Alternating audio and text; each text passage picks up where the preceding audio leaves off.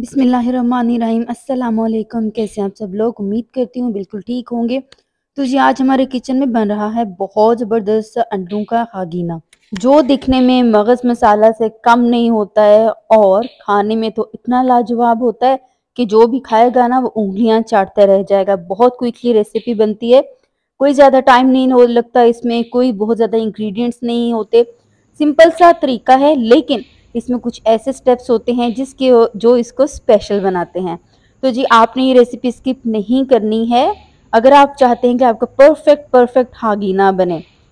हर step आपने ज़रूर देखना है। इसके लिए सबसे पहले मैंने कढ़ाई ली है, कढ़ाई में हाफ कप कुकिंग ऑयल या फिर घी शामिल कर दीजिएगा।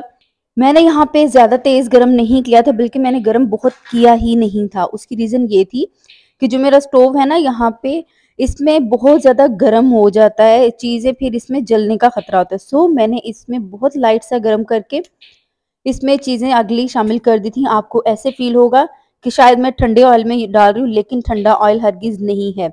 तो जी यहाँ पे सबसे पहले कलौंजी शामिल कर रहे हैं हम। हाफ टी स्पून कलौंजी है, उसके बाद है राई दाना, ये हाफ टी स्पून है। साथ ही यहाँ पे ज़ीरा है, ये भी इसमें हाफ टी स्पून है। इसको आपने पकाना है, बस इतना रोस्ट करना है कि ये अच्छे से पक जाएं और ये जले नहीं, ये बहुत ख्याल रखना है। 20-30 सेकेंड्स लगेंगे और ये आपका काम हो जाएगा।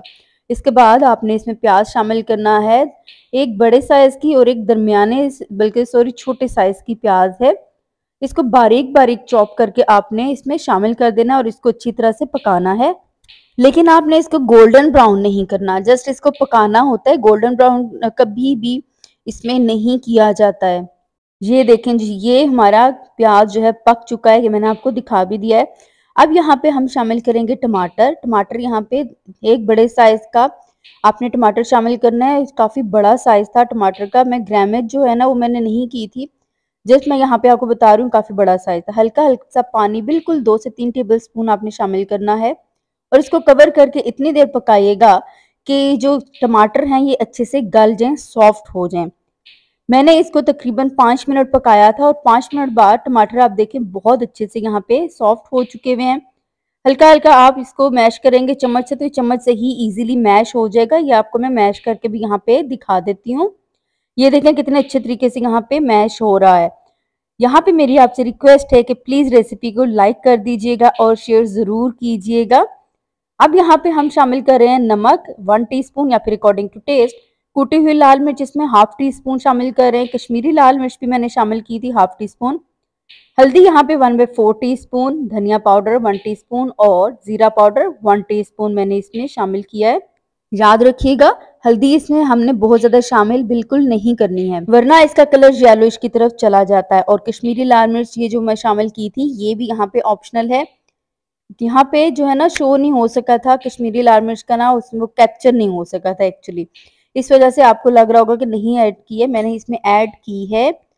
इस तरह से आपने पकाना है और इसमें जब ये अच्छे से सालन भुन जाए, ये सारे मसाले ना भुनाई आपने बहुत अच्छी करनी होती है, तो इसमें आप शामिल करेंगे 4 अदद अंडे।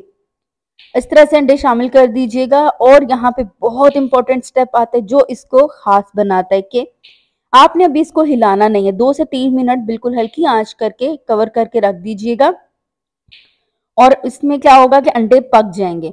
आपने ये नहीं सोचना कि अंडे तो हार्ड पक जाएंगे या कुछ भी, ऐसा कुछ भी नहीं होगा। यहाँ पे मैंने इसको 3 मिनट बाद यहाँ पे देखें, अब आपने कवर करना है और यहाँ पे हल्की बिल्कुल हल्के हाथों से आपने इसको मिक्स करना है।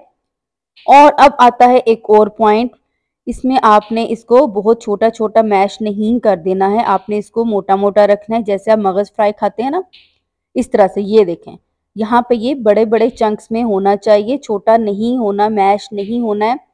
इस तरह से ये आपका अंडों का खागीना रेडी हो जाएगा। अब यहाँ पे आप हरी मिर्चें डालेंगे, आप गार्निशिंग के लिए इस पे हरा धनिया वगैरह कुछ भी डालें। मेरे पास आज हरा धनिया नहीं था तो मैं नहीं शामिल कर सकी हूँ, आप जो कुछ चीजें इस पे डालना चाहें डाल सकते हैं। तो जी ये था हमारा जबरदस्त सा अंडों का खागीना। आपको मैंने स्टेप्स बता दिए हैं जो इसको स्पेशल बनाते हैं, तो आपने वो स्टेप जरूर फॉलो करने हैं अगर आप परफेक्शन इसमें चाहते हैं। तो जी ये थी मेरी आज की रेसिपी। आपको मेरी रेसिपी कैसी लगी है जरा प्यारा सा एक कमेंट कर दीजिएगा जरूर। और अगर आपने चैनल को सब्सक्राइब नहीं किया ना तो प्लीज चैनल को जरूर जरूर सब्सक्राइब कर दीजिएगा और अगर सब्सक्राइब कर चुके हैं तो आपकी बहन आपकी तहे दिल से मशकूर है। मुझे दीजिए इजाज़त, मिलते हैं नेक्स्ट रेसिपी में। तब तक के लिए दुआ में याद रखिएगा। अल्लाह हाफ़िज़ और अल्लाह निगहबान।